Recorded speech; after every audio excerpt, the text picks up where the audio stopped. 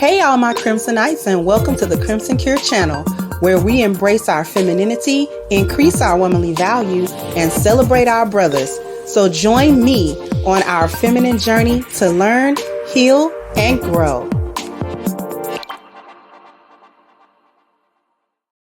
Hey there, my Crimsonites, and welcome to the Crimson Cure channel. I'm your host, femininity coach and author of The Crimson Cure, and this is my perspective. So here we go with part 4, Black single mothers, the failure of the communities. Black single motherhood is always going to be, for whatever reason, lauded and applauded. And, you know, these women are going to be held up as doing the best that they can and doing everything that they can. I got a clip that I've been holding on to for quite some time. And I'm going to go ahead and play it, actually, without further ado. And then we're going to come back and we're going to cook this. So here we go. This is my morning routine as a single mom living in a van, waking up in a Walmart parking lot. So, of course, as soon as we wake up, I make sure to give my toddler lots and lots of cuddles and kisses. Then I like to throw on some clothes because it's a little chilly and I want to make sure we are as warm as possible. After putting myself together, I go on to put Kareem's jacket on and he pulls off the window covers. This is our beautiful view of Walmart. We don't usually park in parking lots, but sometimes that's the case. I then go in to make up the bed so I don't have to do it later on. We then get out of the van and walk into Walmart to use the restroom and brush our teeth.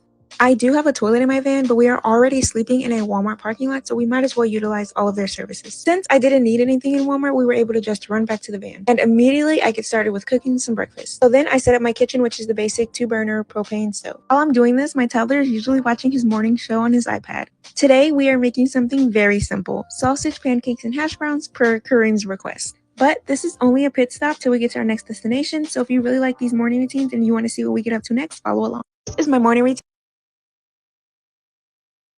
Now, before I stop sharing, let's go into the comments. I admire this mom.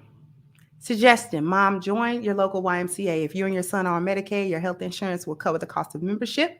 There are showers and sinks in a YMCA. There are also children's swim lessons, sports classes, and free babysitting while you work out.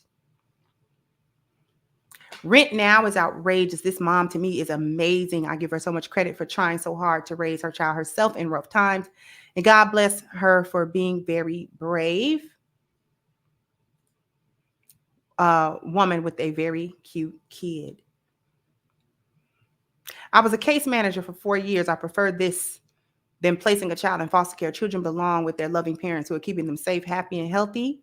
This video may not be your example of a good home, but it is most certainly mine. This mother and child are doing great. She's a good mom, doing the best she can, not wasting anything, and extremely resourceful. God bless her. Keep them both.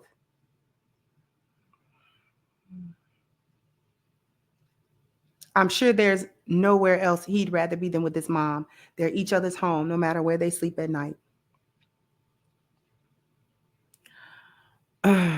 She's handling her situation better than I would, and I'm single with no kids. She's a very good mother, and she literally takes him out to eat at Chuck E. Cheese, parks, etc. She's in a tiny home van, not just a regular van. He's healthy, not abused, cared for, and loved. He also keep a nice cut with nice, clean clothes. We did this with our toddler. Now we are financially stable at 22 and have built our own home. You go, mama. I commend you for loving your child. He will remember that most. Amazing mother reminds me of my own. She never once let our struggles cause me to doubt her love for me, and for that, she will always be my hero.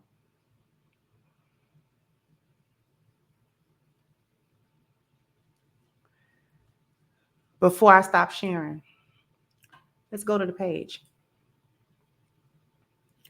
She has 146,000 subscribers. I want you to keep that in mind, because if her channel is not monetized, she's stupid. And if it is monetized, she's faking. Let me stop sharing. She's not a good mom.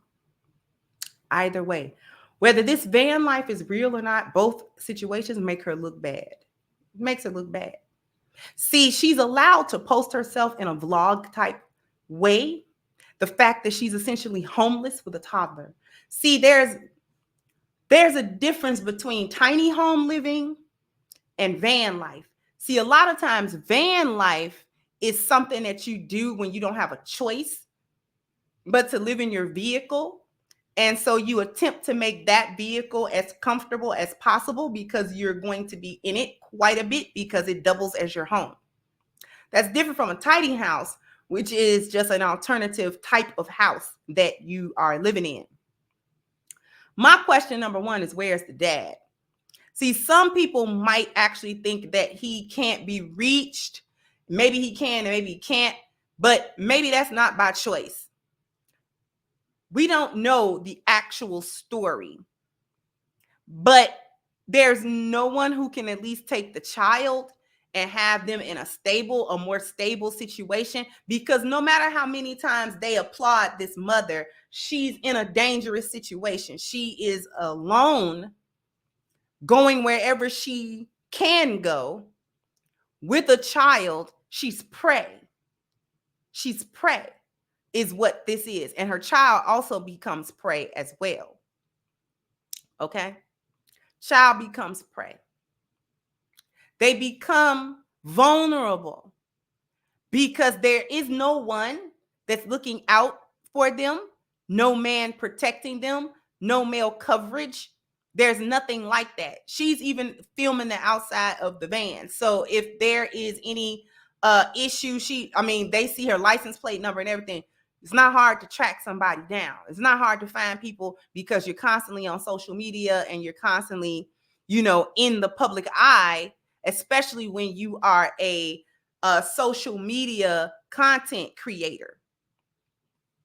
Nobody in the comment section thought that this was wrong or thought that there was really anything wrong with dragging a toddler around in a van. Everybody was like, oh, we commend her. But why? If a man had been living in a van with his children, he's a failure. We don't commend him as a father. We don't think that he's a good provider. We don't think that he's a good parent. So why do these women get these passes? Why do they get passes to drag their children through any situation that they find themselves in? Because why don't you have anybody that could take this child so that you don't have to run the street with the child or be in the street in these vulnerable positions with the baby? Nobody said you couldn't love your child or that you couldn't see your child. But what's going on in a country where y'all claim that y'all are able to get this and get that, no entitlement? I told y'all that Zaddy is snatching this stuff out from under you. Where's your Section 8 at? Where's your welfare at? Where is this stuff, right? Here's the thing. There's a reason why I showed you her subscriber count. As a content creator that has not quite reached 100,000 subscribers, I can tell you right now, if my channel remains monetized through over 100K, trust and believe I don't have to stay in a van. Do you understand what I'm saying? If her channel is not monetized, she's failing on purpose. She's failing on purpose. Because if your channel is monetized and you have a certain amount of subscribers and a certain amount of views on your channel, you're getting money from YouTube AdSense. You're getting money from that. No doubt about it, especially if your content is not deemed to be offensive or anything like that. YouTube will gladly put ads on your, and you'll make that even if you never go live, you will make that money automatically. So if she's not monetized her YouTube channel, she's failing on purpose. If she has monetized her YouTube channel, she's lying about having to live in a van. The van is for the content, not because she's got to live in it. Do you understand what I'm talking about? So she could actually have the child in a stable home somewhere if indeed her channel that is almost at 150,000 subscribers is monetized.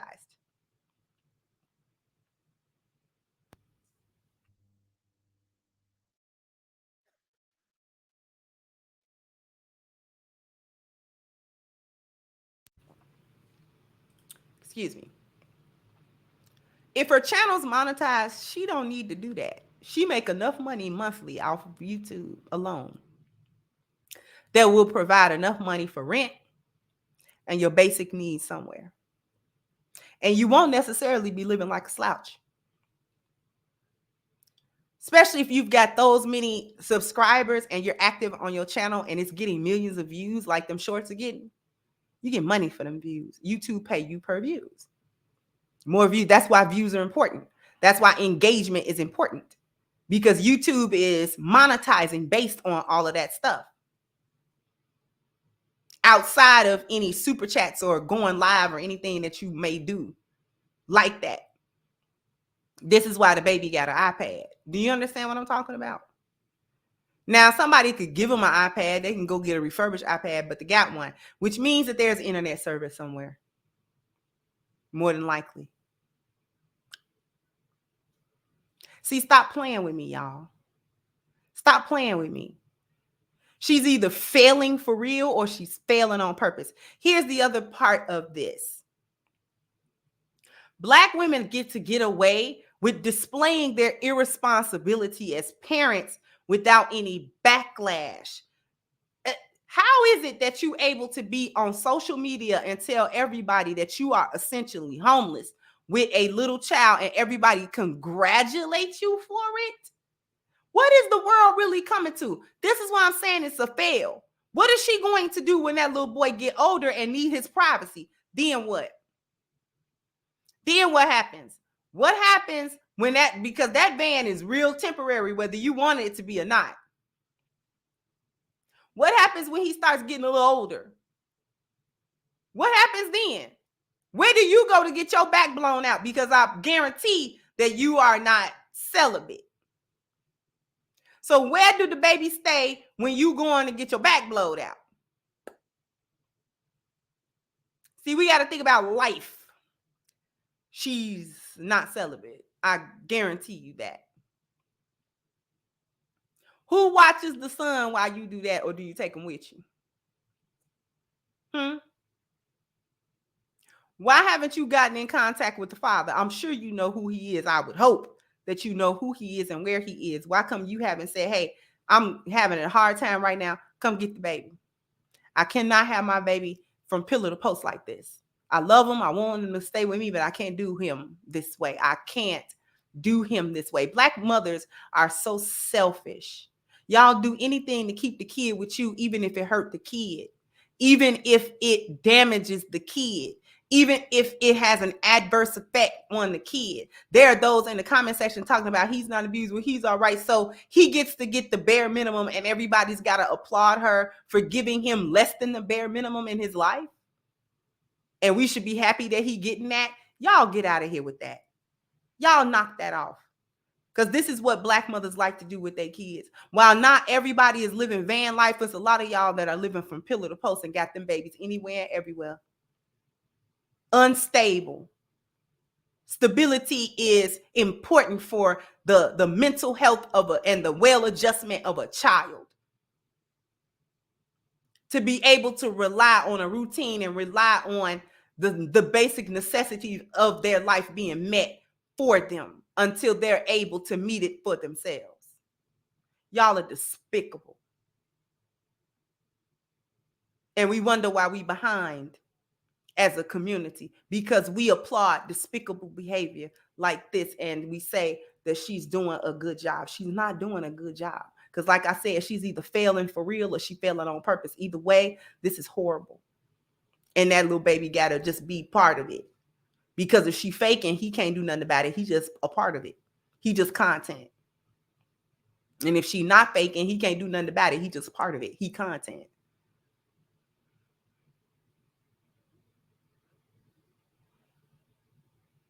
In any case, before we sign off, I want to draw everybody's attention to the fact that you can jump right into the comment section and hit the link to receive your copy of Reclaiming the Black Feminine, The Lies of Feminism and the Road to Recovery. Is on sale now. Go into the description box and hit the link at crimsoncure.com. Also, if you do not want to wait, you want to read the book right now, it is on sale. on Amazon right now, and that link is also in the description box. Go ahead and jump down into the comment section. Let me know what you think. Like, share, subscribe to the channel if you have not. Once again, I'm your host of Crimson Cure, and this was my perspective. Bye-bye, Crimsonite.